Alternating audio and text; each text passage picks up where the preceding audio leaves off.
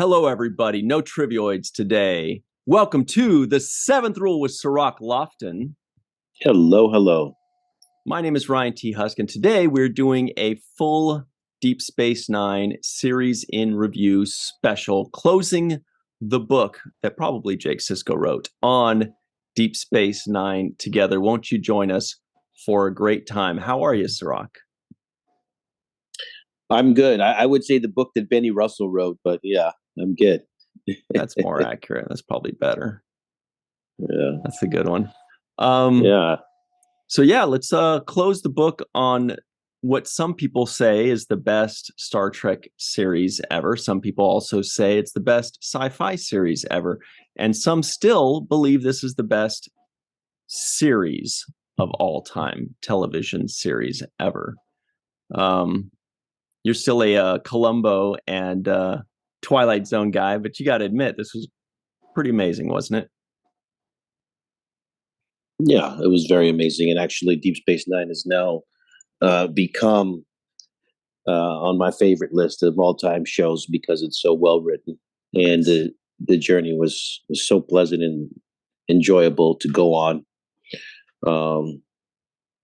Yeah, I think this show is just far ahead of its time. And the more distance there is between when we finished it and people observing it, the more the lasting principles that it stood for become more true. They become, just a part of the culture, and I think they addressed a lot of issues that were forward thinking on this show.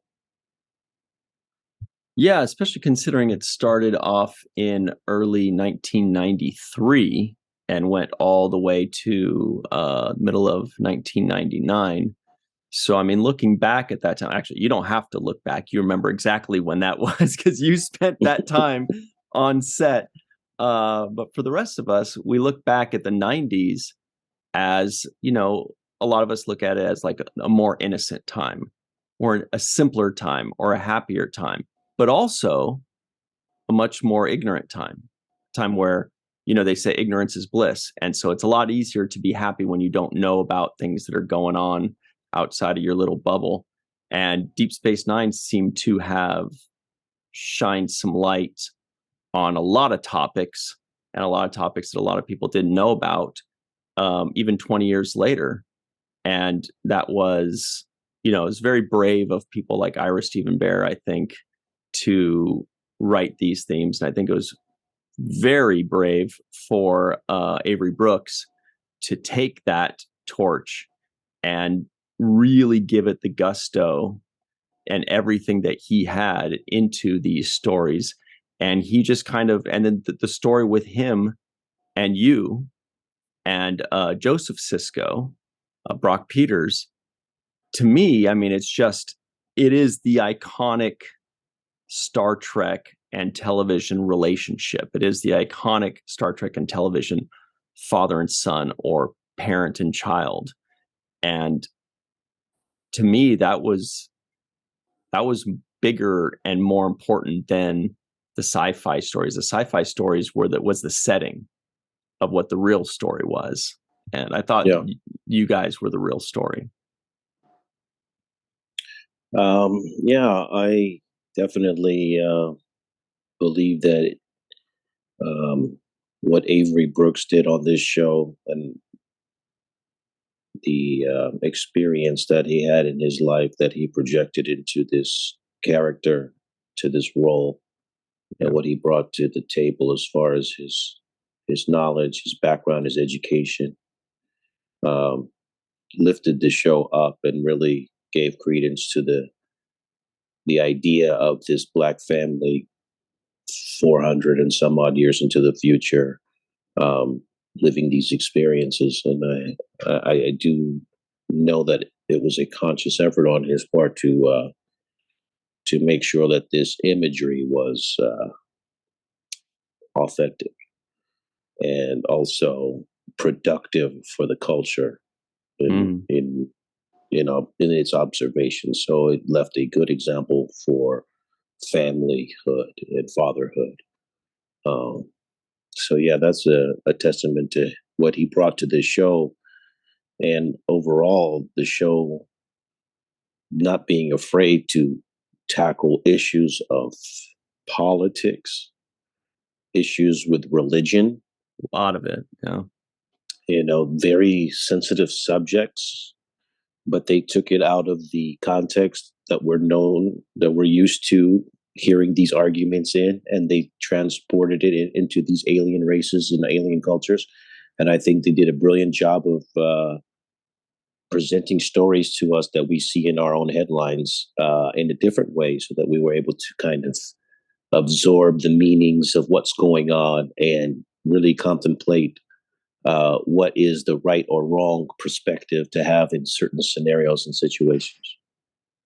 Yeah, and I feel like, again, I've still never met Avery Brooks. I feel like I have, because of all the stories you've told us, and because when you see somebody on TV 173 times, you feel like you know them, which is kind of a creepy thing, because then you act like you know them when you meet them, and they're like, I don't, get the away from me. I'm at a urinal, dude. But I think that Avery would not have had it any other way. He seems like the kind of guy, if the show was wasting his time and not meaning something, he would demand that it does, or he would leave. He seems like he wouldn't have sat around for 7 years of fluff, if that makes sense. Yeah, and the kind of person he is, you're not going to see him in a Family Matters type of production or some kind of, situational Closest you'll comedy. get is American History X. That's the closest you'll get if you ever saw that movie. He doesn't do jokes. He can deliver things in a very comedic way when he does want to put spins on different emphasis in the script and how he delivers things. But he's not the clown or jokey type of person. So he is going to be very selective about what he picks. He does come from a background that includes, all of this Shakespeare and Othello and things that he's done. So his origin is just as, if not more, accredited than any other person who's in this particular industry as an actor. So he's bringing a lot of background to this role. His portrayal of Paul Robeson is something that was remarkable. If anybody got to see that, they witnessed some amazing stuff when they watched him perform Paul Robeson. Where was that? I saw it at the Geffen Theater here near UCLA, and that was while we were doing the show. So he prepared and put on a production while we were doing Deep Space Nine. So that's on top of the work that he already had in front of him. In between directing gigs too, while he's directing episodes. Right. Wow. And doing music, recording music, and so he's multi-talented, and that kind of gravitas is what really makes everything work. It makes him believable as a leader. It makes him sensitive and gentle as a Black father, or as a father, and it also makes him qualified to be the captain when you see him, because you know that he has all of this background and all of this life experience that he's bringing to the table. There's an interesting thing I didn't know about Paul Robeson. He was actually born in Princeton, New Jersey, which I believe is at or very near where Mr. Brooks himself currently resides, right? Yeah.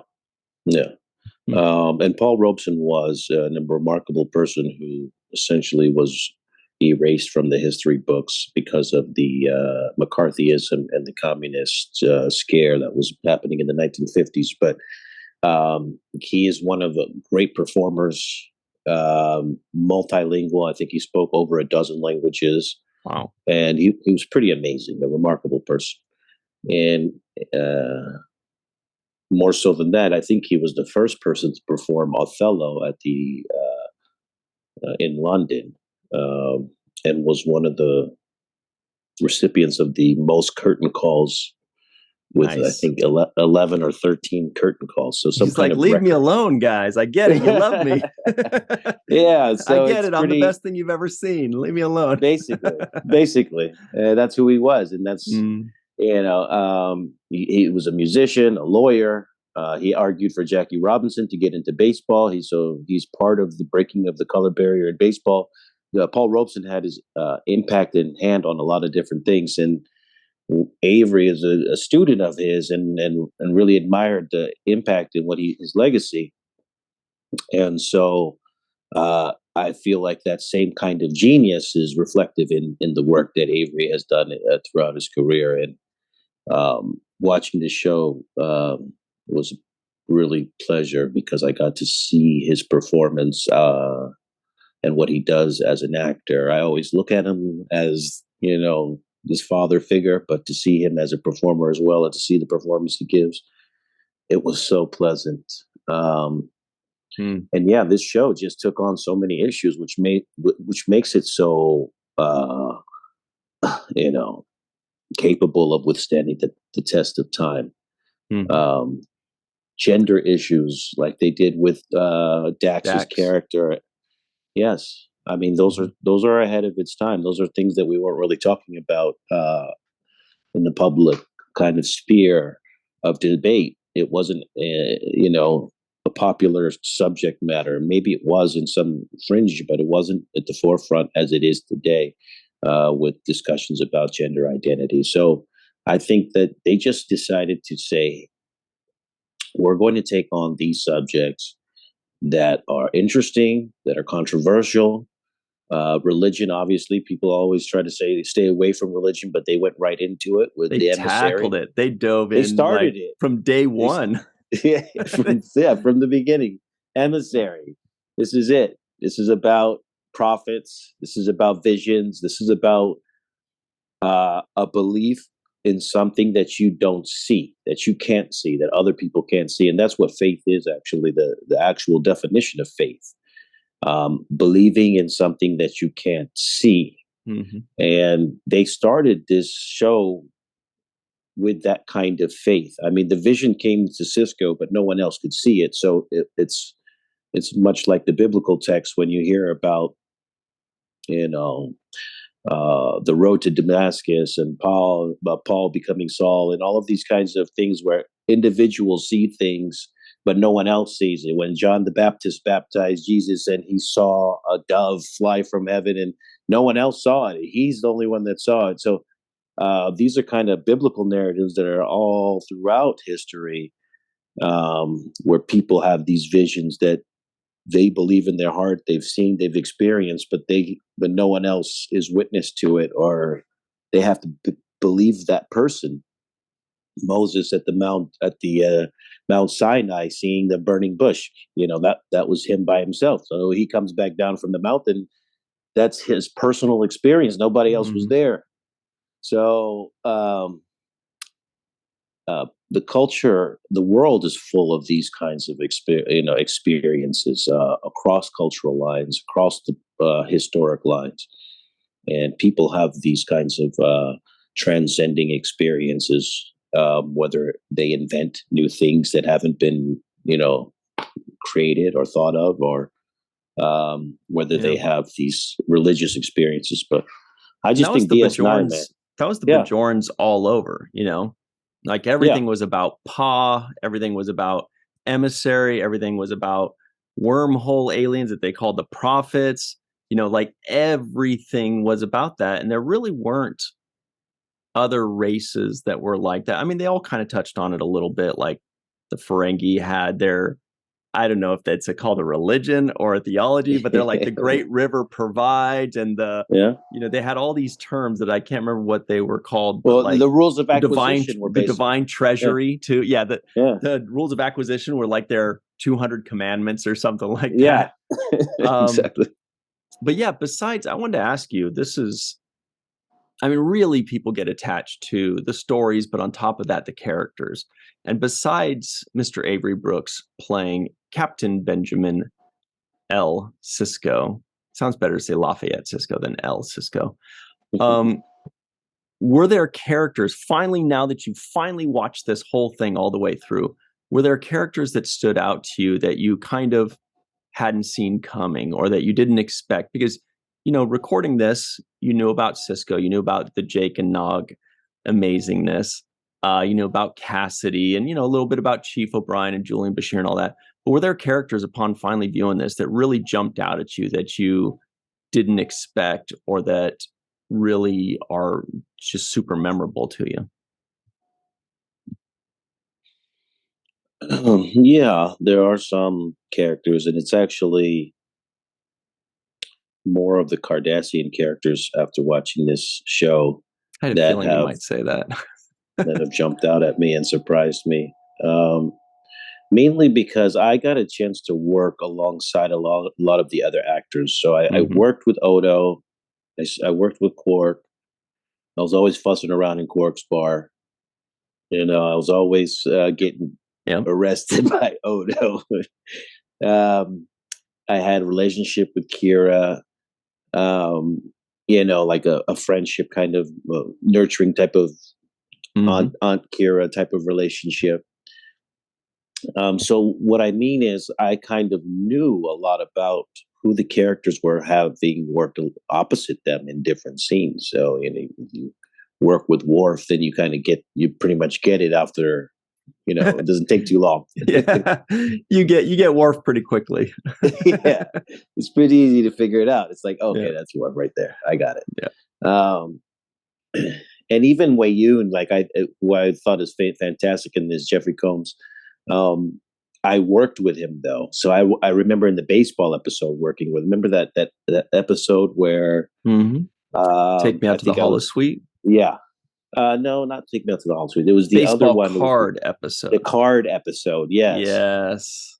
Yes. That was so good. I forgot about that. You actually did work with him directly. Yes. And you worked directly with him a little bit later when they were when the Dominion was occupying Deep Space Nine, and he was like, very interesting writing. Tell you what, why don't you keep sending me new drafts and I'll look them over, and maybe one of these days we'll let the public see we'll approve it as a team, but me as the boss.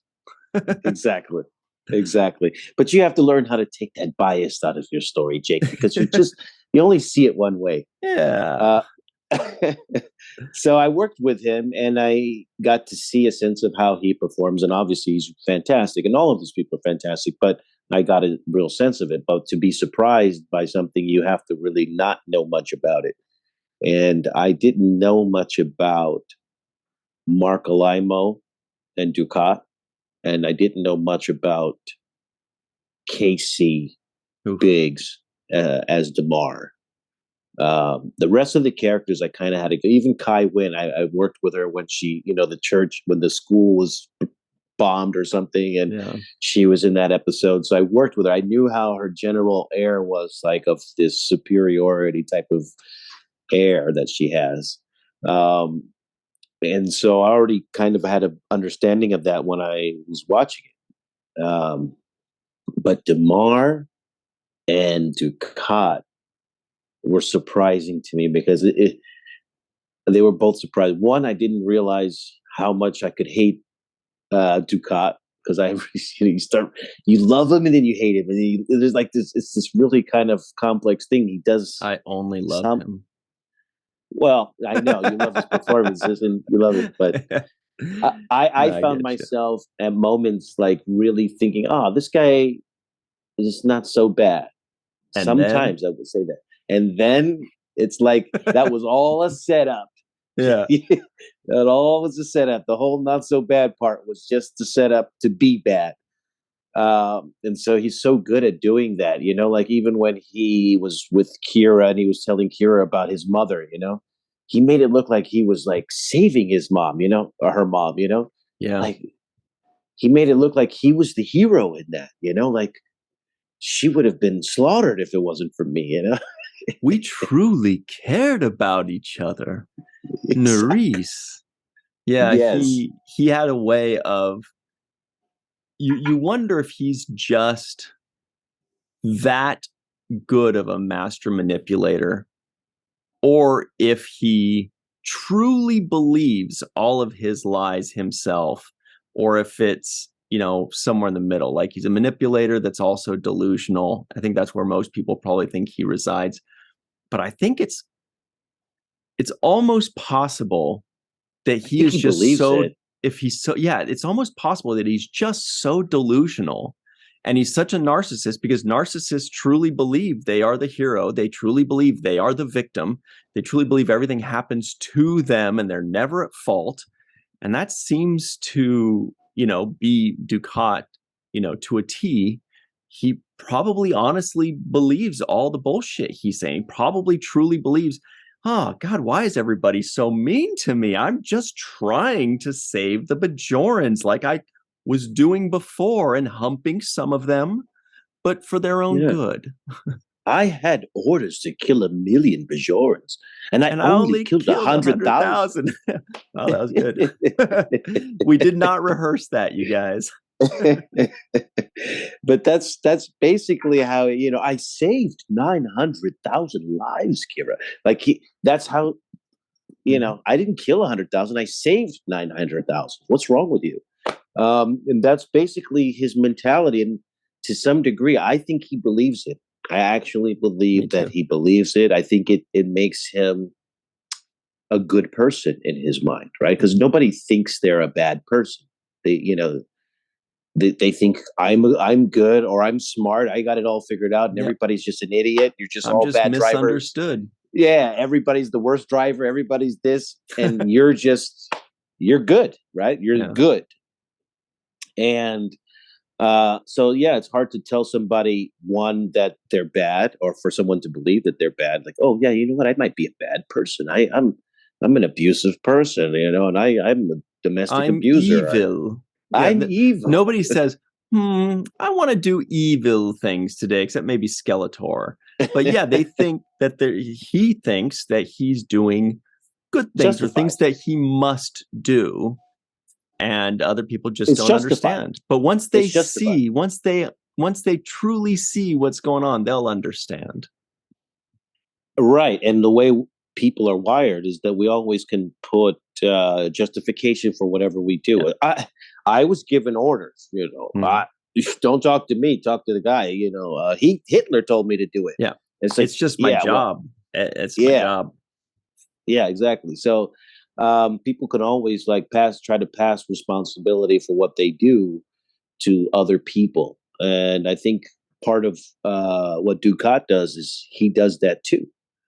It's like, oh, it's not my fault, Kira. It's this guy, or it's that. If Sisko hadn't have done this, I wouldn't have had to. If the Federation wasn't so, if the Bajorans had have just surrendered. Think of all the lives that would have been saved. Exactly. If the Federation weren't so difficult and needy and demanding, think of all the lives that would have been saved. Exactly. So everybody feels like they're in the right. And I think Dukat has convinced himself that he too is in the right, and that he too is in the cause for good of greater humanity and the benefit of others. Even though he's so evil and maniacal.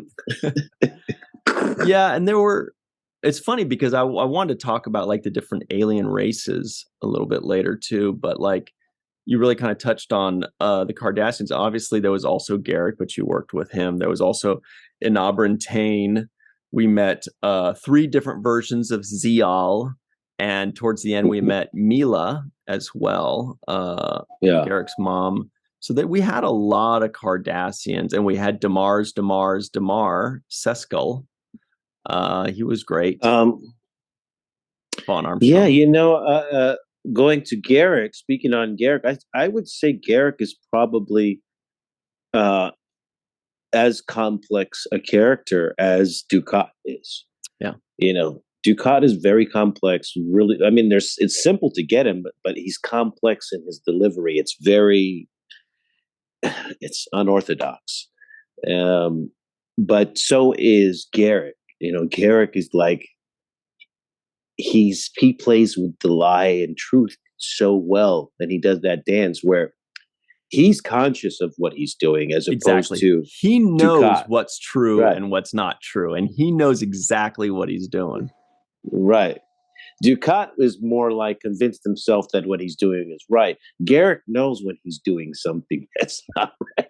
Mm-hmm. He's very aware of it, and he's very manipulative. But that's the other thing. The Cardassians are very manipulative people, or a race of people. Except for Damar. Damar's the only one that's just like the straight-laced kind of soldier. Yeah, but even he was waiting in the wings for the moment. And many times I felt like, he was like, yeah, one of these days, one of these days, it'll be my turn to get back at you guys. So I felt like he was still calculating and manipulating, because he wanted to stay close enough within striking distance throughout the show. He was always within striking distances. He was, who was it that killed Caesar? Anthony. Wait. Yeah, Mark Anthony, right? Yeah. So it's like Mark Anthony, like just being close, right? He's the Mark Anthony of this show, where he was just close enough to Caesar, where he's like, I can be the one in charge. It could be me. But I thought he had a very redeeming storyline and character arc for his character at the end. So that was enjoyable too. So we got to jump to our break right now, everybody. We're going to hit that second segment. Malissa Longo will be joining us for this second half. So stay tuned for that. We'll be right back on The Seventh Rule. Hey, everybody. Welcome back to The Seventh Rule with Cirroc Lofton. Hello, hello. Malissa Longo is joining us wearing a radical Seventh Rule shirt with the self-sealing stem bolt on it and on the back. Yeah.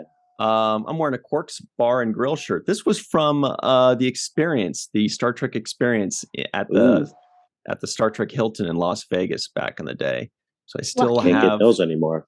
This actually, what was funny about this shirt was when I wore, this was one of the two shirts I started wearing back in the day when we started reviewing this. And then I'd be like, oh, look, I'm wearing my special shirt. And Aaron would always razz me. He'd be like, we know you already wore that one like a month ago. I was like, did I really? I thought this was the first. He's like, no. And you gave us this spiel about it. Okay.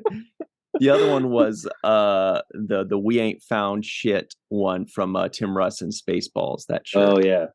I got my Aaron shirt, homage shirt on. I noticed. Flannel. Very nice. Yeah. He also wore gold chains all the time. Yeah, I remember that. He was a big fan of Mr. T. Yeah. I pity the fool. We have a quick correction. Yeah, it sounds like it was Brutus and Cassius or Gaius Cassius that because I think a lot of people stabbed Caesar. It was like and Anthony was the guy that did Antony's oration, where he's like, friends, Romans, countrymen, lend me your ears. I come to bury Caesar, not to praise him. The good that men do lives after them. The bad that men do lives after them, and the good is often tarred with their bones. So let it be with Caesar. And he just goes into this thing for like forever. Wow. It's a long one. Very good. I'm impressed. I don't remember the whole thing, but that's how it starts. Wow. Probably word That's enough for me right there. That's enough for me too. Awesome. Anyway, so back to this. We're talking about characters that stood out. Melissa and Cirroc was saying that the characters that he already knew about, like the Cassidys and the Siskos and the Ferengi and the Ferengi bar, the Quarks bar and all that. Kind of already knew about them, but then what he didn't really know about very much was how amazing Dukat was. And how amazing Damar was, and these kind of guys that stood out. Did any characters stand out to you, Melissa, on this particular rewatch that you kind of hadn't noticed, or that felt different, or were better than you remembered over the last 7 seasons?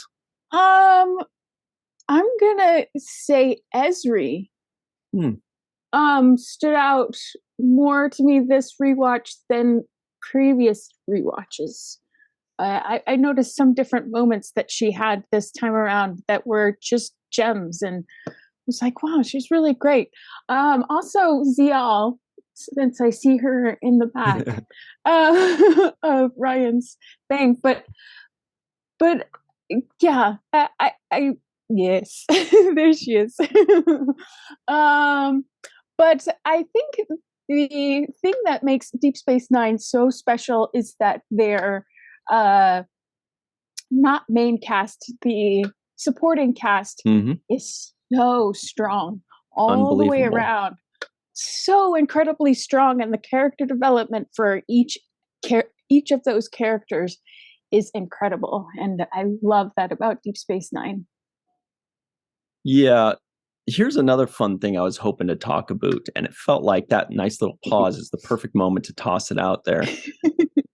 Similar to the characters, were there moments when looking back at 7 seasons and 173 episodes, you guys, were there moments that stood out to you? Cirroc, since you'd never seen it, and Malissa, since you'd seen it before. But was there any, like for me, what stands out is explorers. Like when Sisko says hammock time, and I know he said hammock time. And this was like right around 1995 or 6, so people got that reference, or just that, that moment there, that probably stands out to me. Also, Garrick talking to Zial when they were watching the spring ball thing going on, the spring ball match. I don't know why that one is kind of a memory that's etched in there. Jake and Nog on the Valiant. That one, I remember that episode really well, but it just stood out to me a bit more. And the comedic moments that Nog did, like she's so stupid, she's perfect, or whatever, where some of those moments I'm like that was Aaron Eisenberg saying that, not Nog, you know what I mean? Like I'm like, this guy, I've heard this razzing before, you know what I mean? Like, not those wouldn't be his lines, but I definitely heard his feeling of delivery and his razzing in there. But I don't know, were there moments that really kind of stood out to you in the last 173 episodes or so? Is that for me? Either one, whoever wants to. Okay. Okay. Yeah.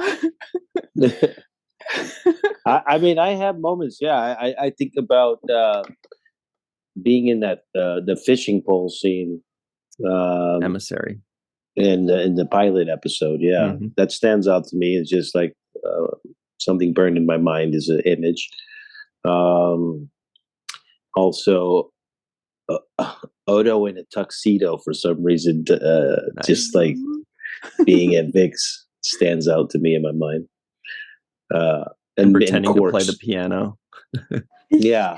Yes. And Quark's many looks of disgust at the bar. We could just file them all into one facial expression.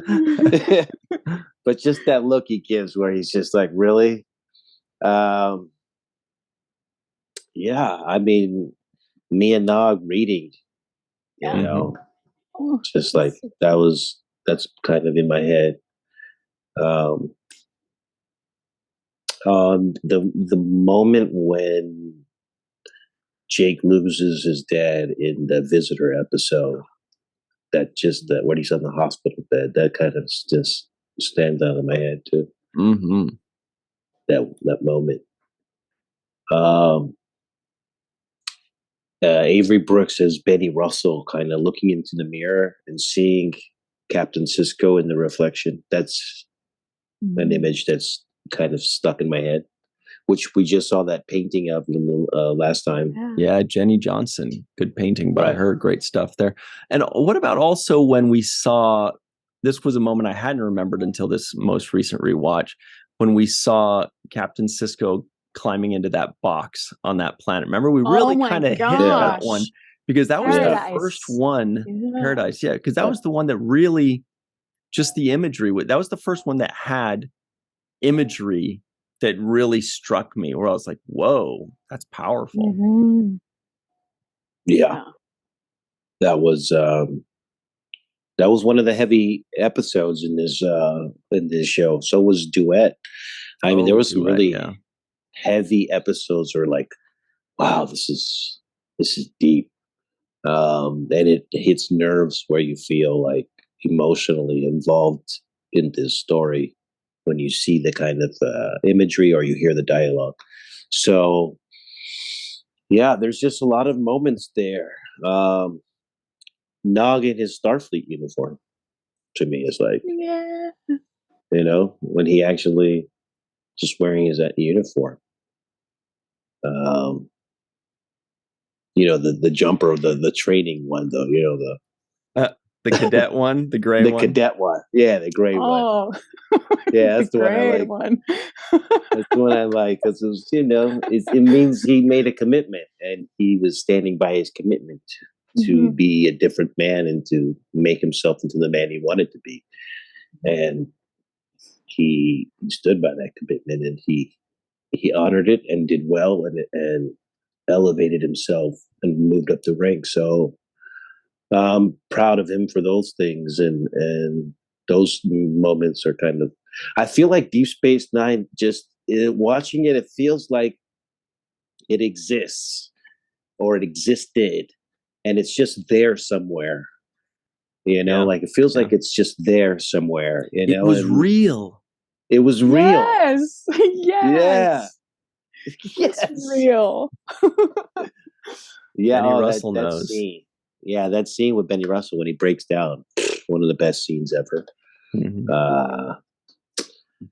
The computer delete program scene. That was one of the best monologues I've ever heard. Yes. Ever. Yeah. Pale Moonlight. Yeah.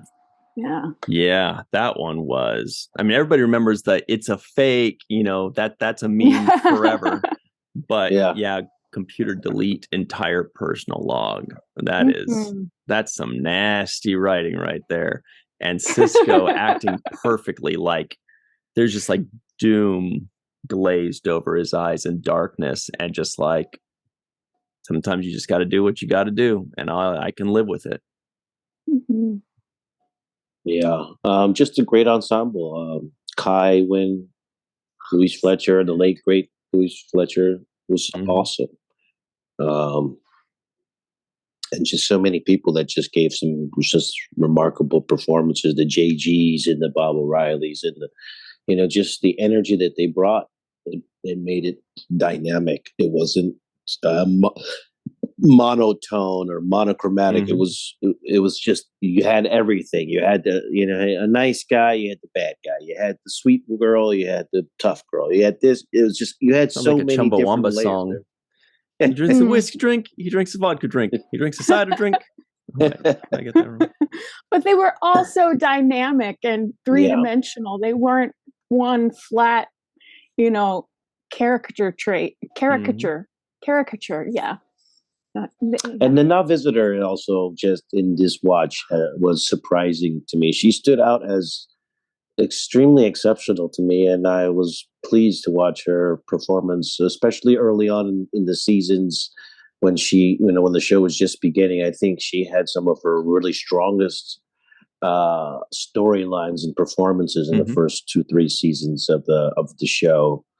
And I thought she was is super outstanding and stood out to me as just being a real dynamic actor.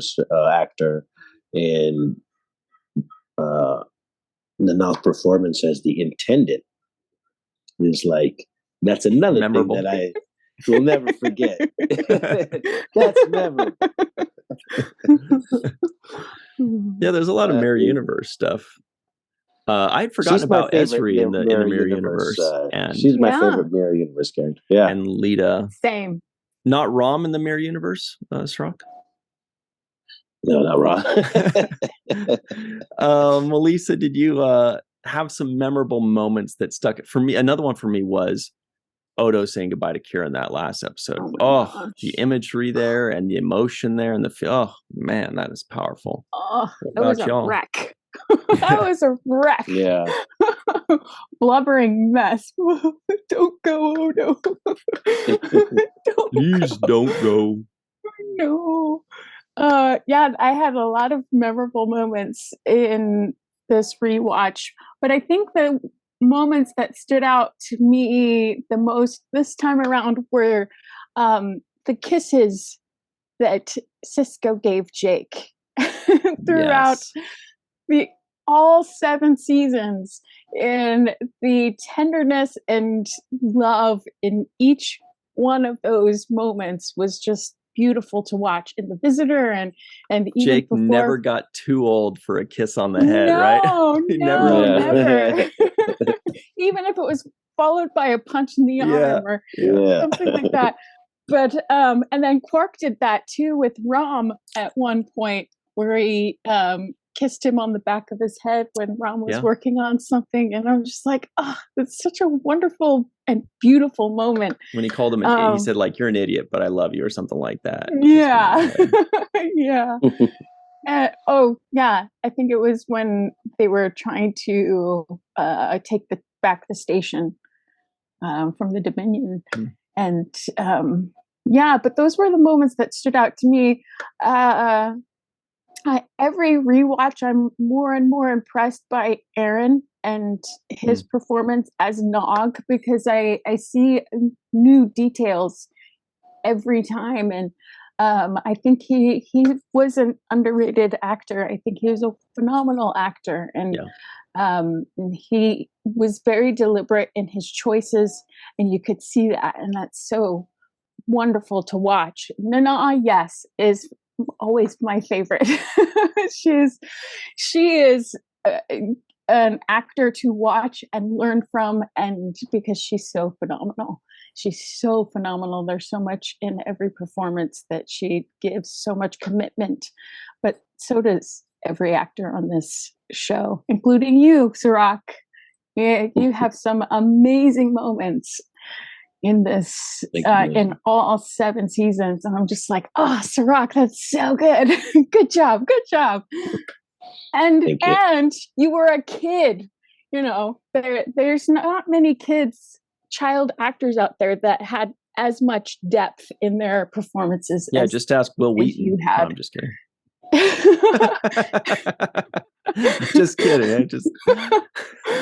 No, but the other thing that's memorable is the storylines of love, like people finding love, and Odo and Kira finding love, Dax and Worf and the love that they had, Cassidy and Sisko finding love, Rom and Lita, and Lita finding love. So a lot, and at the very end, Ezri and Bashir finding love at the very, very end. I was going to say Bashir and Kukalaka, but But yeah, to me, it's also a love story.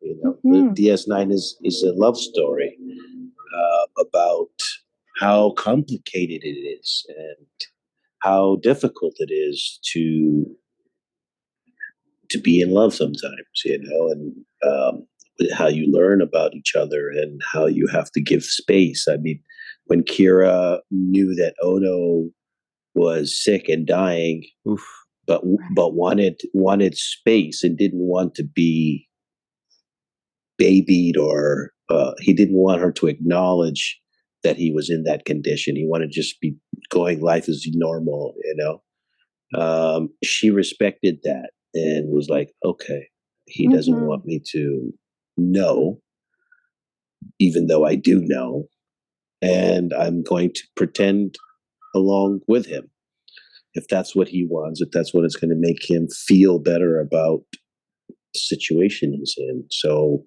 that's the kind of sacrifices you take in love, and that's the kind of commitment you make to somebody when you love them, that you're going to do whatever it takes, to make them feel good. I actually was hoping to talk about relationships, because, and not necessarily romantic relationships, but just all relationships, like the relationship between Julian Bashir and Chief O'Brien, or between Kira and Odo, or the incredible dynamic relationships between, say, Damar and Weyoun, or Weyoun and the female and changeling. Yeah. They all had these really interesting dynamic kinds of relationships. And to me, those stood out the most this time for me, I think, like just how all the villains towards the end really had these great scenes and these amazing relationships. We're just putting them together in a room. You're already like leaning forward, like, okay, what juicy thing's going to happen here? What juicy subtext and disrespect and phoniness, what's going to happen here?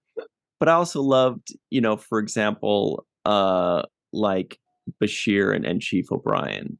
I liked, their relationship, and there are just so many of them. Did any of those, Cirroc, any of those stand out to you? And obviously to me, the Siskos, just those three, especially the three dudes. Yeah, and Jake and Nog, that relationship was there. Just best that was the buddies. Whole point of this show. I don't know, but it definitely was the point of us. It was our primary focus. That was it. Yeah. But no, I mean, everybody had these really cool relationships. I think Odo and Quark's relationship was really just clever. It was clever. It was the odd couple. It was two guys that loved to hate each other. Or hated to love each other. Yeah. So yeah, there was so many of those really good relationships. I thought Garrick was fantastic in his relationship also with Bashir, and some of that dynamic there. I wish we got more of that towards the end. They really built that up, and then Bashir they kind of connected Bashir with O'Brien more, and then Garrick was just kind of like, well, I guess these flowers will just wither. Yeah, and Rom and his brother, Quark and Rom's relationship was really great. It was like the thing that they did was they sold us on the dynamics of the relationship. So the way Quark was with Rom was different than how he was with Odo, right? And so he treated Rom like that was his little brother, right? He treated him like a brother. And so there's a lot of siblings out there that know exactly how that goes, how those kinds of razzing goes. And so Quark didn't do that with Odo. With Odo, it was a different respect. It was more of a chess game of, I'm who's smarter and who's going to outwit who. And Odo usually bragged about having the upper hand on that matchup. But there was a lot of nuance there between the relationships. Nobody really there weren't any generic across the board Weyoun, for example, treated the founder different than treated Damar or Dukat, right? You saw that there was a different reverence there, and there was a totally different Weyoun depending on who he was talking to. Yeah, and Kira too. Kira would talk to Sisko different than she would be talking to Dukat, right? Well, yeah, that's true.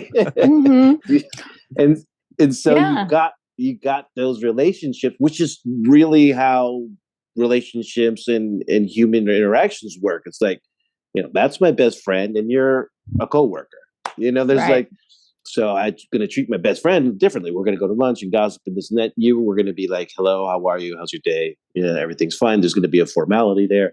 An enemy is going to be treated differently. You're going to probably stink eye them and, avoid, being around them. So there's a whole different way we all approach people in our lives, and that we have different respect for our mothers, our teachers, our significant other. You don't talk to your husband usually the same way you would talk to your kids, right? Well, actually, never mind. I've seen some people do it. Yeah, sometimes the husband deserves it. Like, pick up your damn socks, dude. Let me take that back, actually. But you know what I mean. Definitely.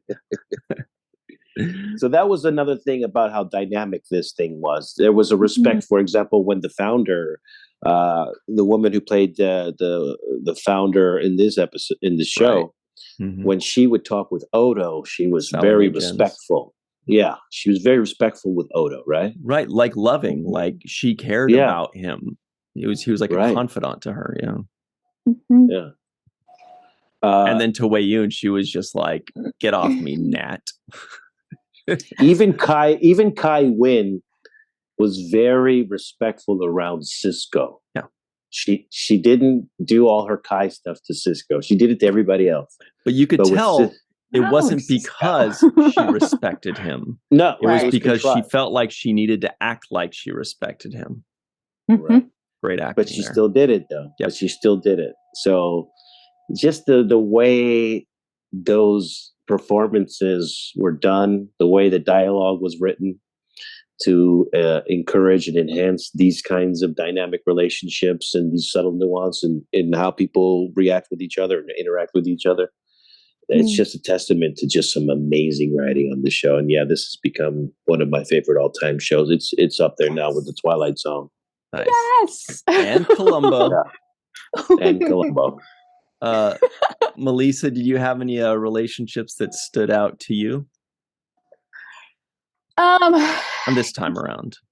But it's difficult to pinpoint one relationship because, as Cirroc was saying, they're all dynamic and they're all truthful in that how we react to them is informed by our experiences with them and what we've experienced together, what they've experienced together, and which makes everything so dynamic. I'm going to pick that I feel like they could have expanded on, but what they started with had great potential.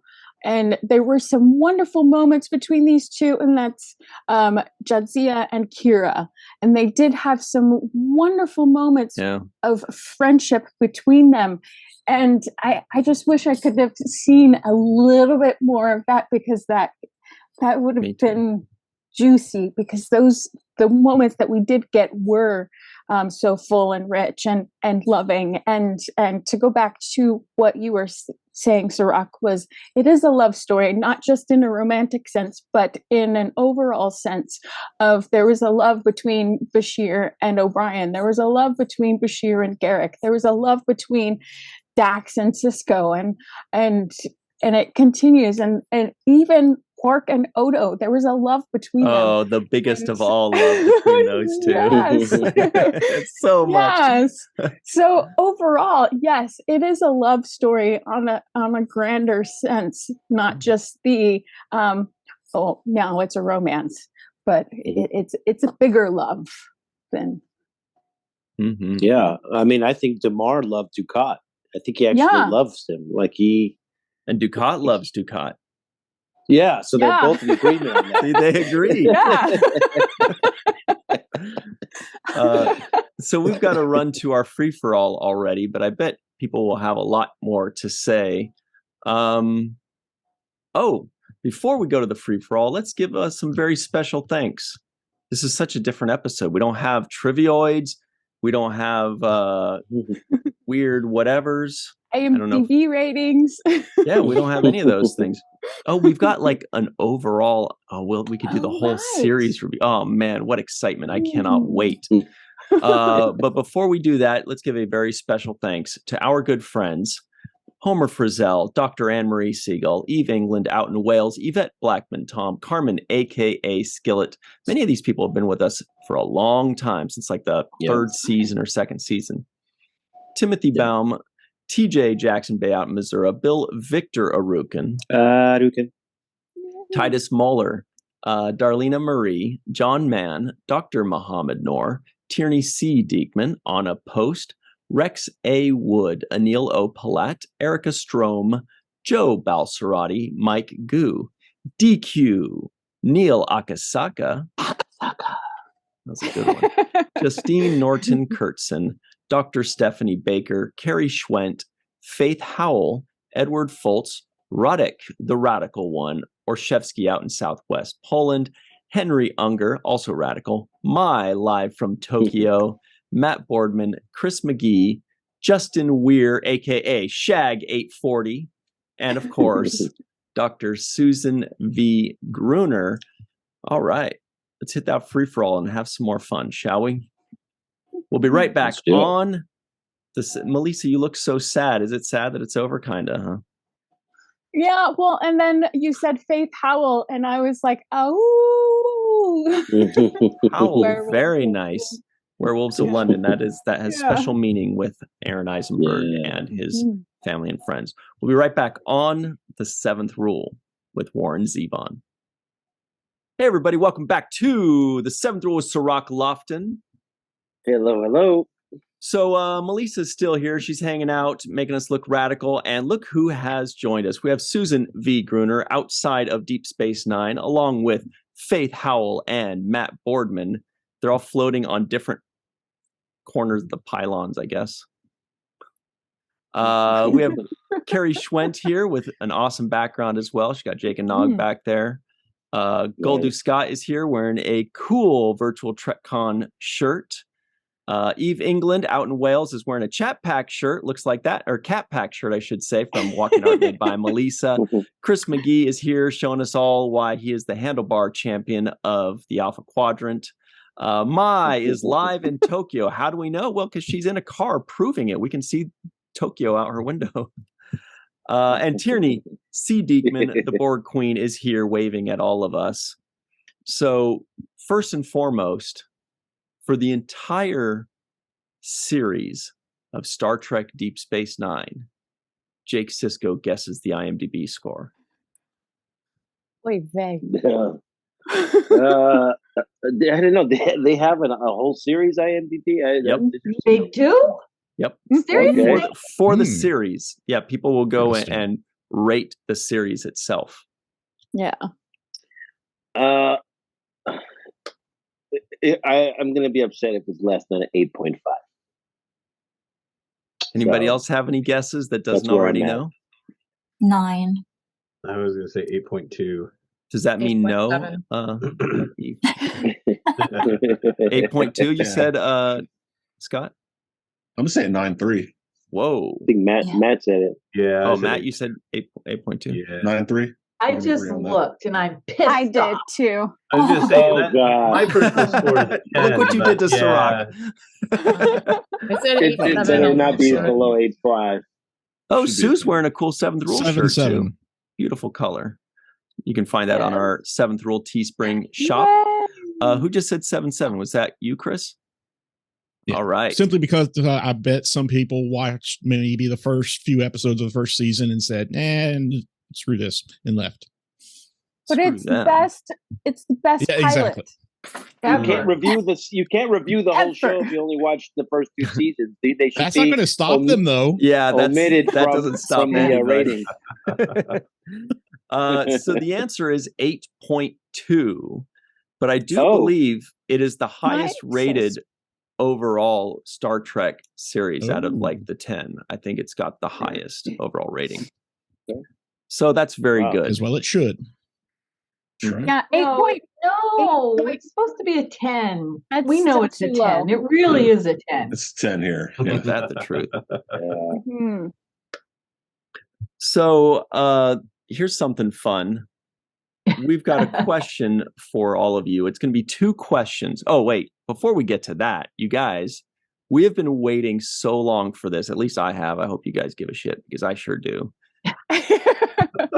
It's about the non-appearance mentions.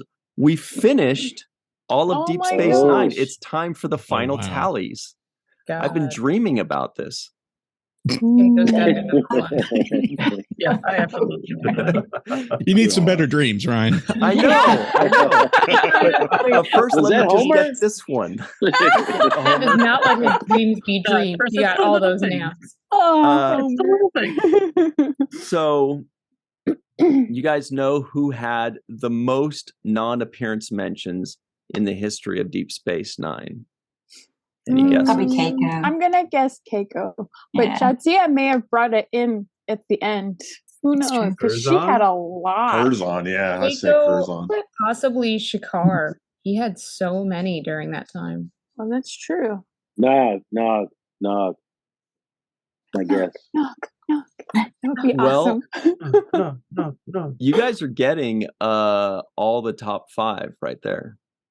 Well, 4 out of the top 5. Number 1 is Keiko with 28. Wow.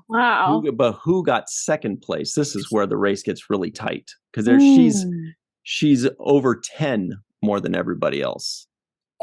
Wow. Man. Yeah, Keiko, 28. Wow. She had 19 actual appearances and 28 mentions. Wow. Mentions and appearances. Crazy. Making that script work for you. Yep. Yeah. So number 2 was actually like mother, like daughter. It was Molly O'Brien. Got the second most. What? With 16.5. What's the 5 stand for? Ask Homer Frizzell. It's his fault we have a 0.5. Right. Damn it, Homer. He did this to us. Splitting hairs of family versus actual name. So this is actual, by the way, this is tangible evidence that O'Brien must suffer because he's never around his family. Yeah, he's just talking about him. Talking about him all the time. And it's usually like, Keiko is expecting me to whatever, or the Keiko and the kids, or, you know. So third place is just at the very end. This person just skyrocketed into third place in the 7th season. You guessed it. Jadzia Dax with 15. She had 1 non-appearance mention in the first 16 seasons, or in the first 6 seasons, and then she got 14 more in the 7th season. And then we have a 2-way tie for 4th place with 14, Nog and Shakar. Oh, Shakar. Shakar. Shakar had the craziest ratio. He had 3 total appearances and 14 mentions. That's why it feels like he was in way more episodes. And then right after that are Rom and Jake with 12 each. And Kira Yoshi with 11.5. Ask Homer. Brandegas Zek actually had 8. Here's a fun one. So that's what is at the top 9. There's a 2-way tie for 10th place between 2 Ferengi. Do you know who they are? Cousin Gala? Break? Yep. Moogie? Moogie. Oh, no, wait. Sorry. No, I already said Zach. No, he had 8. Not a Ferengi. Cousin Gala is right. And the other one is actually Joseph Sisko. Nice. Oh, wow. That's great. But then after that, with 6 each, we have Morn, Moogie, and Jennifer Sisko had 5. Oh, sorry, Martok had 6. Zial, Dukat, and Alexander also had 5. Gowron, Captain Baudet, and Dr. Mora are in the 4 NAM club. I have a question. Yes. We've never seen Captain Baudet, so how does that count as an NAM? We've That's never actually seen Captain never Baudet. appearance mentioned. It's like his skull. You never saw it. That's true. That's something true. about a transparent skull made everyone shy away from showing It's that. true. There's not an actor who is not getting chipped of residuals by having his name mentioned when mentioning Captain Baudet. And we weren't counting Curzon initially, but we did see him in one episode. So we should have. So that's another one that's, right. You know, so, and I think it was more than Captain Baudet's 4, I'll bet. I bet his are real high. Oh, Curzon, every episode. Then with 3 non-appearance mentions, we've got Cassidy, Lita, Sorella, Garrick, Felix, who we've never seen before. That's the Malissa rule. So that one doesn't count either. Yeah. We have Blame It on the Tane and Damar and Vedic Barile and Admiral Ross. And then with 2, we have Ileana, Cirroc, and Christopher Pike, and then a bunch of people with 1. So anyway, we never saw Ileana either. Well, not really, because didn't we see a picture of her? Well, that would have been Kira, because she looked like Ileana, or Nana would have been Ileana then, right? Not if it was like a picture on his stand, but I don't know if we did see a picture though. Wait, I think Screen Actors Guild should have a pay scale. Yeah, in Second Skin, Tierney. Okay, no, she had the video. She had the video recording, which was played by Nana. True, but if she's playing a different character, does it count? So then that would count. Yeah, I guess so, because there's an actor playing her. Okay, we need Homer. Sorry, we need Homer to give us more. Homer's just gonna semantic everything to that. All right, is that a 0.5 appearance then? Yeah, 0.250. Here are the 2 questions for today, you guys. Question number 1 will be: if you had to describe Deep Space Nine in 1 word, what would that 1 word be? And the other one is, I know, sorry, Scott. He's like, that's so stupid. No, it's difficult. Hard. And the other one is, what's your favorite Deep Space Nine season? And tell us why with 3 episodes. Oh, man. Melissa's going to start us off. Oh, gosh.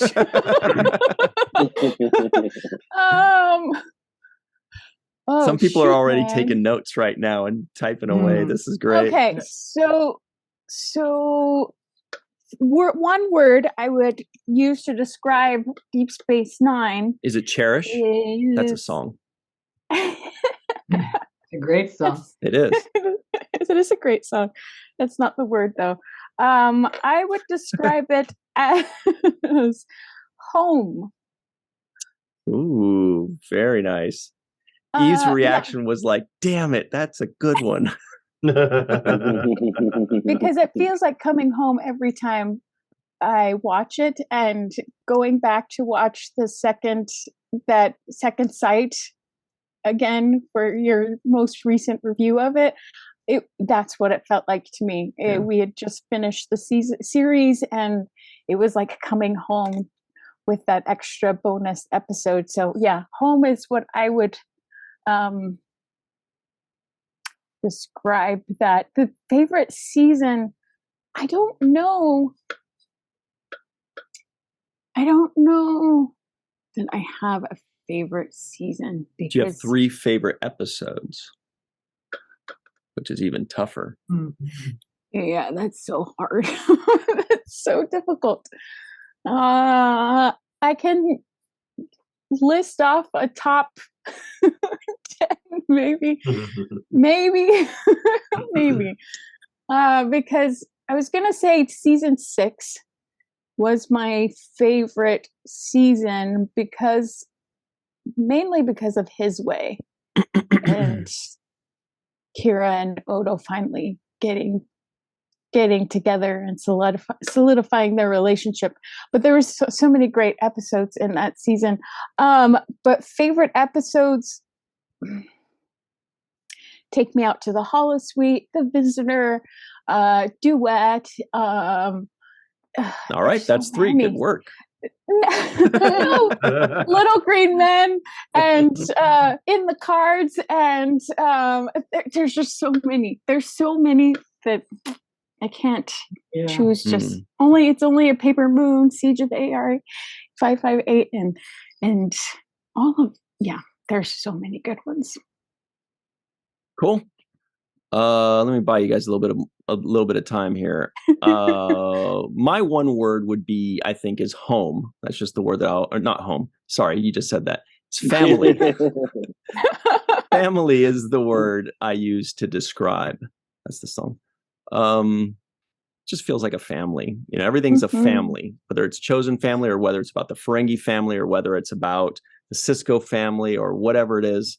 And I think for me, Explorers and Take Me Out to the Holosuite were the two that really jumped out at me the most this time around. Scott Jensen, what do you got for us? Oh man. Whew. I don't know if that was enough time to mentally prepare. I would say a word for the whole series overall, I would say growth. I feel like that I learn a lot about adapting and healing from the show so much. So growth, I would say, I would hope that growth would mean moving towards healing, particularly with Kira and just the whole growth of Nog from day one all the way to the end.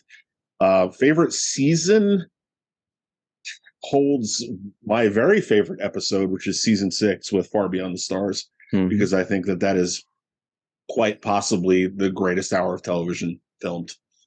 I would say I would put that down. But I again, in the cards, The Visitor. Oh God, yeah, Take Me Out to the Holosuite. There's so many of them that I can't localize it in one season, because each season, as we were going through and watching all of them, I'm going, oh man, this is the one that has like the biggest collection of all the good ones. From like, well, it was right every season. So yeah, but I would say I'll put it with Far Beyond the Stars overall. Life changing, absolutely. Growth, as is the whole show for sure. Yeah, yeah, growth. Wow, that's a great one too. What about you, Carrie? And if I had to pick a third one, maybe Duet, you guys. Yeah, I think Melissa mentioned Duet. That's just too good. What about you, Carrie? Immediately first word that springs to mind is family. Found families, actual families. You got Quark and his family, and Jake and his family, and O'Brien and Bashir kind of making their own sort of bromance family.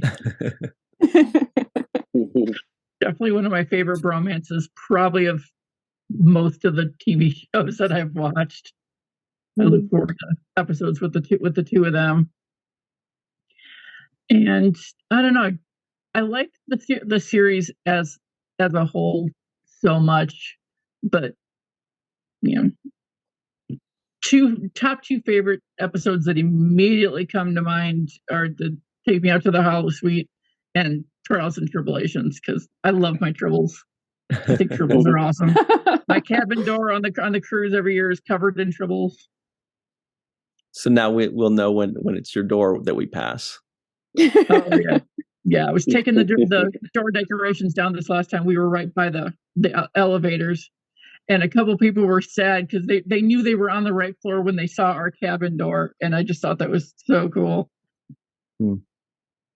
Yeah, just overall, just so many good episodes, and I actually counted or did my best to count the O'Brien Must Suffer episodes. Ooh, tell us the final tally. But I came up with 12. Very nice. Wow. My dude. But we all know he suffered in every episode. In some way. Yeah. Yeah, he had like a headache or something. I might have missed a couple, but I came up with 12 that were O'Brien centric episodes that were fairly obvious, and I threw in Bada Bing, Bada Bang because poor guy had to get strip searched. Wow. So that counts. Oh yeah. He took one for the team. Wow. We only have you for a few minutes because you're roaming around in Tokyo right now. What have you got for us? Did you hear what the questions were? I did. I'm going to ignore one of them, but that's okay. You'll forgive me, I hope, eventually. I'll get to the word in a second. I wanted to throw out another award because last time I did that, and I wanted to offer an award to the most evolved hero in the show. There were a lot of heroes, and everybody evolved. And I don't know how to do this, but I'm just going to throw it out there. One of the characters started out uncomfortable in his own skin and evolved to understanding who and what he wanted to be, suffered personal tragedy and enjoyed great triumph. And I think is probably one of the most beloved to all of the fans out there, certainly to all of us. I want to give the award to Most Evolved Hero to Nog and the character that Aaron breathed life into. I think that's, for me, that's more than one season or one episode. That's something that strikes me about this show. And after working with all of you here, talking with all of you here, I feel like that's just exactly what I want to say about that. One word, wow. I got to say, I all of the times I've watched Deep Space Nine, it was different each time. It was like reading Lord of the Rings, like I talked about. The stories there, the characters there, you see different things as you go through. But the one thing that's different about this watching compared to all of the others is you, all of you. I can't think of Deep Space Nine without thinking about this crowd anymore. And so, all of you, I go with you. That's what I got. So I'm going to go back to listen mode, and I'll be here with you guys, at least in spirit, but I've got to go meet a client, and it's like some ridiculous hour in the morning, and nobody's around because it's so early, so I'm going to go. Oh, yeah, it's Monday morning for you. Much love. It is Monday morning. Yeah, that reminds. Now I want to start singing the Fleetwood Mac song, but yes, it is Monday morning. Well, thanks, Maya. All right, you guys. Much love. You, I will talk to you more, and I'm watching you. What's up to you too? Have a great day. Thanks for adding to DS9 this season. Wow. All right. You. That's a great one. What about you, Sue? Man, I'm gonna sound like a broken record. It's a 10. Yes, that's fine. I mean, it really is a 10. And I have two words. For me, it's safe and remarkable. It's remarkable that a 7-season television show could be so good. There are so few, I don't want to call them mistakes. Even the mistakes had good parts to them, but all in all, it is extraordinary television. And I can't think of, we've talked about this many times, I can't think of any other show, any other version of Star Trek, and I love them all, that comes close to Deep Space Nine.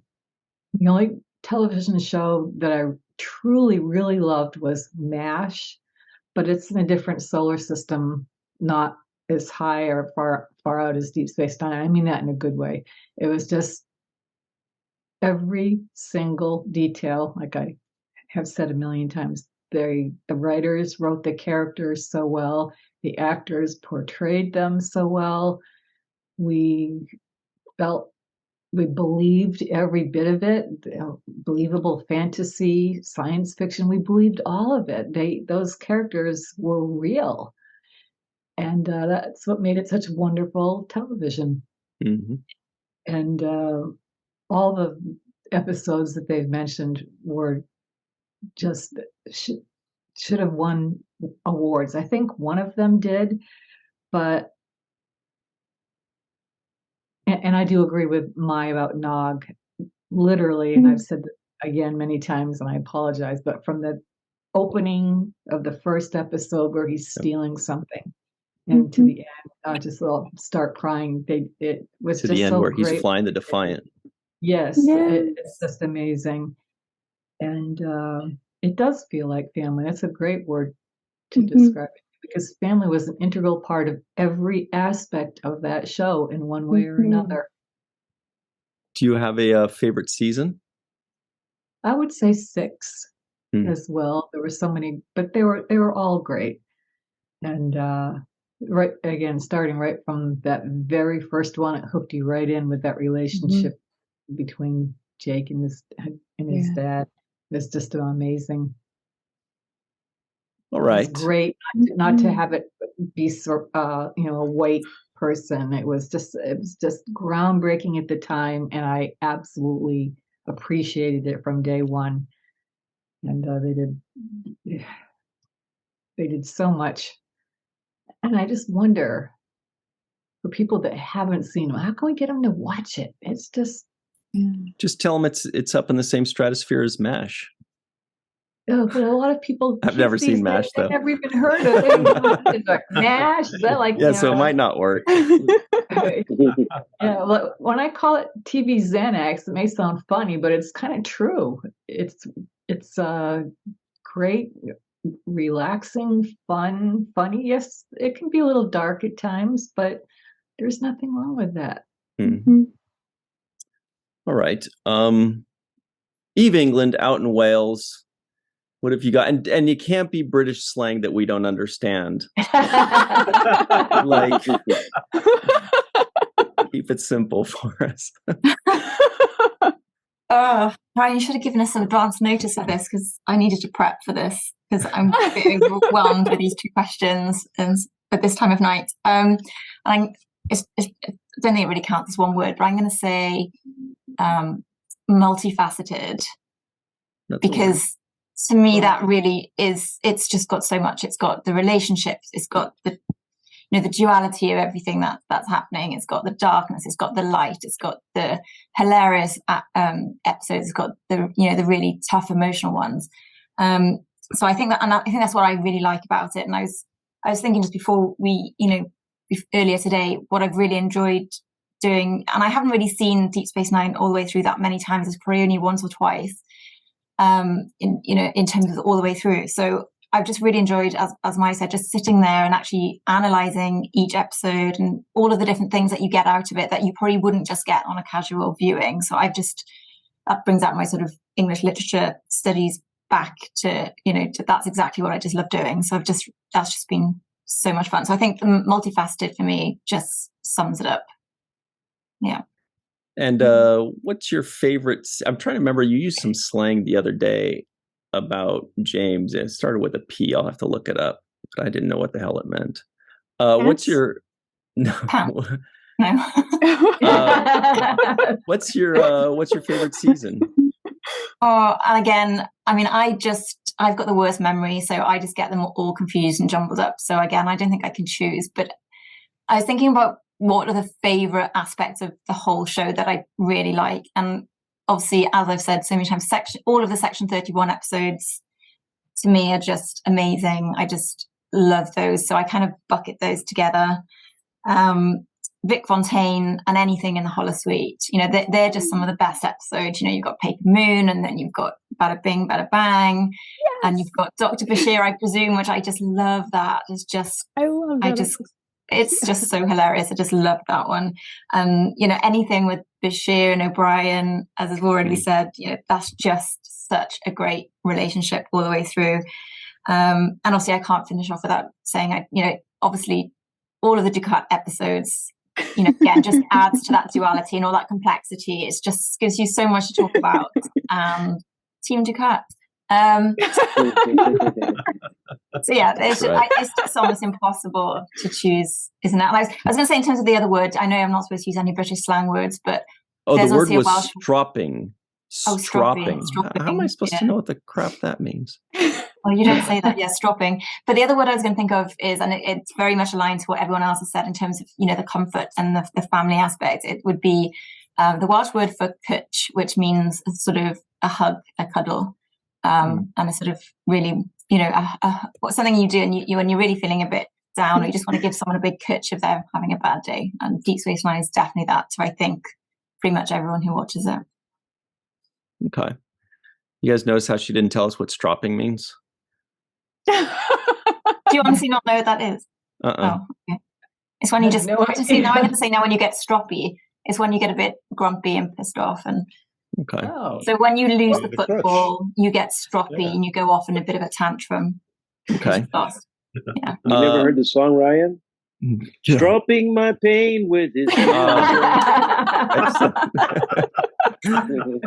Somebody who's never been stroppy is Chris McGee. What do you think? Do you have a word for Deep Space Nine? That far.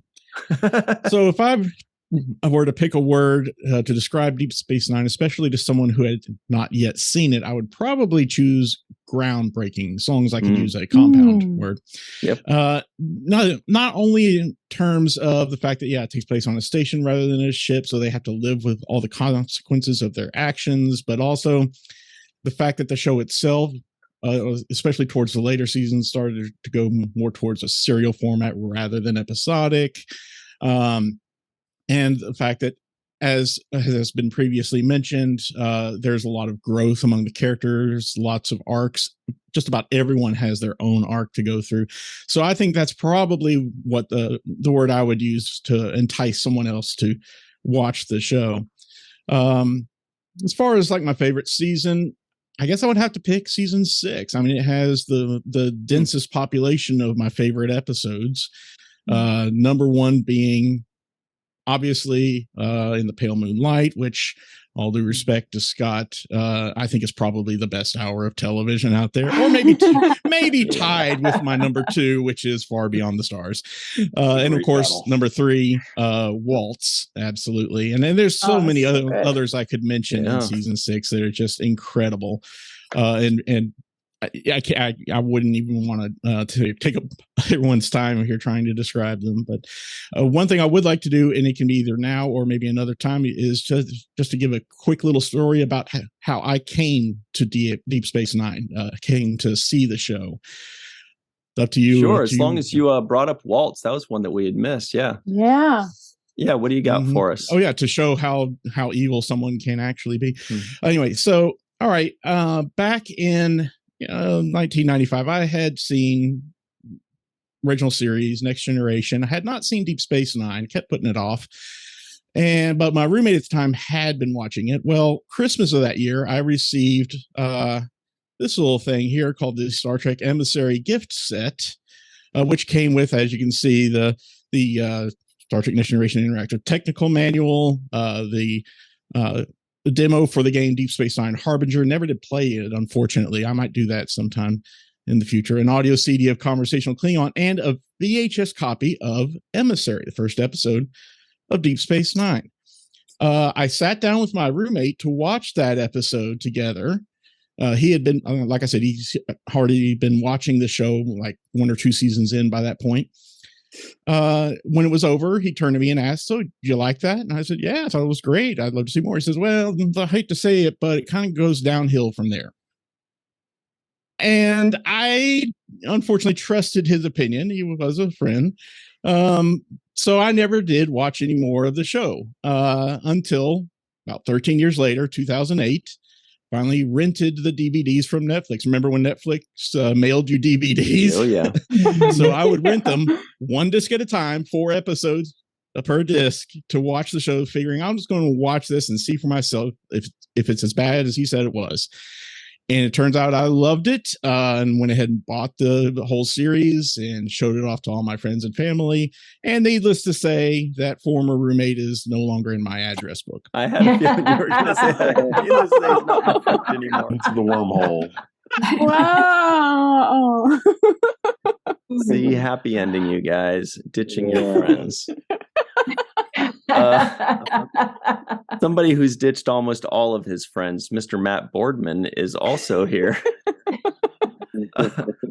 What do you got for us, Matt? Well, it's funny because both you and Melissa took the 2 words. I was thinking about this earlier today, knowing we were going to be talking about this, and home and family. Like watching Deep Space Nine, kind of, it's like coming home for the holidays. In a sense, it's warm and inviting. But as I was sitting here thinking, the word that popped into my head was perseverance. Because, I mean, here we are. It took me a moment, but next month is the 30th anniversary of Deep Space Nine. And, here we are almost 30 years later, still talking about this show, and I remember, people talking about, "Oh, I don't like Deep Space Nine" or whatever.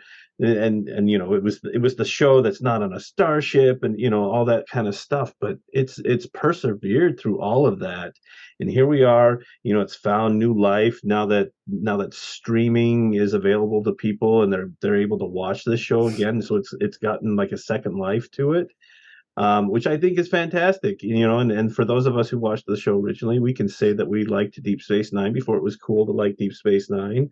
But then I think about the characters too. I mean, there are so many of those characters that had to persevere through things. Sisko through the loss of his wife, dealing with the fact that he's now this religious icon. We look at Nog, who started off as kind of a delinquent, and then, like we said, at the end of the series, he's piloting the Defiant, and how cool is that? Which that made me think of one of my favorite Nog moments of all time is when he is in the Heart of Stone, and he's trying to convince Sisko to write him a letter of recommendation to Starfleet Academy. And Sisko is like busting on him, like, why is it so important? And that moment, oh my gosh, Aaron just knocks it out of the park. Like I can't watch that without getting emotional, because he's like, because all of us have had that moment in our life where there's just that one thing that we want to do so badly, and to like finally for him to just open up, and he's like, because I don't want to be like my father, who's this genius. But yet the only thing that he can sit there and do is hope for the day that my uncle dies so that he can take over this bar. And I want to do something with my life. And the moment that really sticks out to me is when he shakes Sisko's hand and he says, "You'll never regret this." And he never did. Like Nog never once did he ever let Sisko down. I just think that's fantastic. So yeah, perseverance. I love that. I love that this show continues to endure, because it just, it's just special. There's, like everybody else has said, there's just so much that comes together. It's a very intricately woven tapestry that we get to witness. So as far as favorite season, I'm in my rewatch. I'm now back in season 6, and I think season 6 is probably it's probably my favorite. There's just so many good episodes. The first 7, are just fantastic. From them being displaced out, to then retaking the station, the sacrifice of angels, which again, like that episode is kind of like a microcosm of the series of a whole. It's this fantastically wonderful, joyous moment where we've retaken the station, we're back home, but then here's a little bit of tragedy at the end, with the death of Zial. And it's kind of the series as a whole. We have all these wonderful moments of happiness, but then we get to the end of it, and it's the war is over, but now people are going away, and we all part on our separate journeys here. So yeah, it's just, what a rich show. What a I don't know, say blessing. I don't know. It's just one of those things that, when I look at it, it's added to my life. And then just one last quick thing. I always loved the relationship between Jake and Captain Sisko, between Benjamin. And and not to take anything away from the relationship that I had with my father, but as I look back at the relationship that I have with my son, there are a lot of things that in the way I interact with my son that I learned from watching Jake and his dad interact, and watch Ben as a father, how he approached being a father to Jake, that I didn't realize, but I look at it now and see that I've incorporated those things into how I'm a father to my son.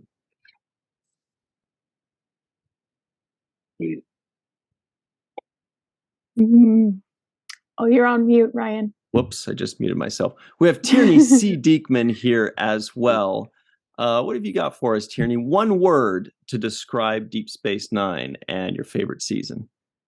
I reject your reality and substitute. Reject. Nice. That's a good one. There's no one word. It's just two though. For me, after some deep thought here. Also, heavily agree with Eve. Preparation, man. More. How are we supposed to do this? This is the series review. Keep us on our toes. My enthusiasm's getting my dog excited here. For me, not really looking at just what the series is as a whole, but to me personally, because of course this is very personal for all of us, or we wouldn't be here. Healing and refuge for me. Mm-hmm. For I think all of us in one way or another would find both of those things at one point. And like Chris had said, how he came to DS9, that's what it was for me. You know, back in, I do remember what year it was. I won't go into that, but I needed distraction from horrid things, the worst things that a person should go through. I needed that, and it kind of saved me. And it was just a binge watch. It was on Netflix when they still had great stuff on Netflix, and we had just moved. We were just married. Life was hell, and that was nothing. That wasn't even the hard part, and it was fantastic. And I had seen the episodes, of course, I had growing up when it was on, and syndication here and there.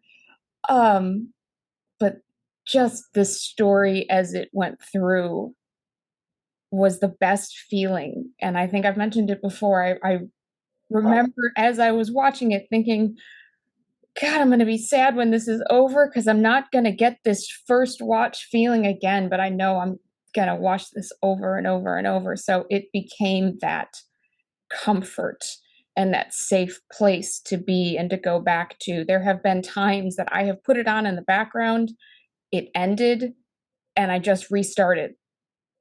Well, because I didn't want to feel the ending. So I just picked back up, and going back to Second Sight was perfect for that, because it was wrapping the blanket back around of this is what it is. So it's very healing for me, especially, and many others, and I hope for many more in the future, because the series has endured. It has a very strong strength to it, and its endurance is strengthening. So heck yeah. As far as favorite season, I looked through, and I don't think I can really pick one. It's just there's too many. Season 6 has a big concentration of the best. As far as personal, everything Far Beyond the Stars is definitely a favorite. I know why, I won't go into that. And then Pale Moonlight. But as far as just general comfort entertainment as the show is growing and going, I think it's season 4 that has like Little Green Men and Paradise Lost and Homefront. And it's one of those that you can really watch, and it keeps going, and you're going, what's going to happen next? And cliffhangers. And so that's a good season for entertainment. But I mean, just how friggin' exciting that we're here and we're doing this. And actually on the day of the Artemis Orion capsule splashing down from their unmanned mission, and that's 50 years from the Apollo 17 landing on the moon. It just coincidentally, I don't know, NASA might have planned that a little bit. But we're really starting to reach out into space. Who knows how far we'll actually realistically get, but it's all kind of incredible when you think about it. Might be a little bit of a stretch here to make, but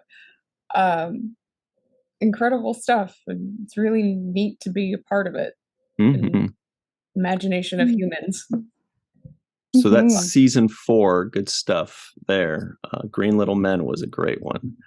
For sure. What about you, Faith? One word to describe the series of Deep Space Nine, and if you've got a favorite season. You guys have taken like all of my top choices, so I'm digging deep. Timeless comes to mind, and not that terrible Voyager episode. Sorry. Great one. So yeah, Timeless. It's, as you guys have already said, I come back to it again and again, and I just feel like it hasn't aged. like some other shows. And I know we're getting ready to go into TNG, and I feel like that's going to have dated itself quite a bit in a lot of ways. So we'll see when we get to that. But I feel like Deep Space Nine is the same, and it's the same diamond, that you've been looking at on your finger for years and years. It's always been there, but it looks different depending on the light and where you're standing at the time. And sorry, my son's fighting with me. He wants me to play Peppa Pig for him. So, but yeah, season 6, I think, is my favorite. Of course, Far Beyond the Stars and Pale Moonlight, Waltz are some of my top ones. Also, Who Mourns for Morn fangirl. Nice. And I also that occupation section at the beginning just was different and fun, and we got to see our characters doing some different things and interacting in different ways. And of course, it was y'all's heyday. Unfortunately how that ended, but it was some of the best episodes with Melanie Smith, who's my favorite. Yes. So yeah, and she was a guest on our show. Yes, amazing. She was amazing. She was awesome. Wow, great stuff. Thanks for mentioning Melanie. She was awesome. We loved having her. Homer Freezy joined in a little late, very quickly, because we know you're in a hurry, Homer, in your Aaron Eisenberg garb. Do you I was dressed for a different occasion where it was colder. One word would be home. And for a lot of reasons, it's comfy. And then for a favorite season, I think I'm going to go with season 1 because it starts off so nicely. And there are a whole bunch of other ones, but it's a good starting point, and they grow from there. And we're on that journey with them. Totally. Beautiful. So we're still going to talk about Deep Space Nine a tiny bit more in our next episode next week, which will be our 200th episode extravaganza. We'll basically, talk about the 7th rule in Deep Space Nine and looking forward into the next generation. Before we go, Cirroc, Lofton, any final thoughts on Deep Space Nine, the series? I sent you, Ryan, a YouTube video that I just recently saw. And the video was posted about 11 or 12 days ago. And what it contains is scientists proving that wormholes can exist using quantum computers. Yeah. Wow. And so the idea of a wormhole originates in 1935 with a paper published by Einstein and Rosen. And that's where we get the first mention of a wormhole. So Albert Einstein is the guy who gave us the wormhole, essentially. Mm-hmm. And the wormhole has been proven to exist just this year, 2022, through quantum computers in the video that Ryan shows. So while we were doing the show, it had not been proven that wormholes existed or that you can transport yourself through one. That has just been proven. Even in Albert Einstein's original theory, he theorized that you could not go through a wormhole. You couldn't transport through it. He did say it existed, but he said you couldn't go through it. Science has just proven that you can go through it. Wow, that's so cool. And that's this year, 23 years after we finished the show. So I think that, Deep Space Nine was just so far ahead of its time as far as bringing all of these concepts that, weren't even around or fully vetted or expanded upon, and taking things and making it real and building all of these ideas around it. And so that's, for me, that's my answer. I would say Deep Space Nine is real. And that's how I feel about it. I feel like I really saw something. I feel like it really exists. I feel like the relationships are real.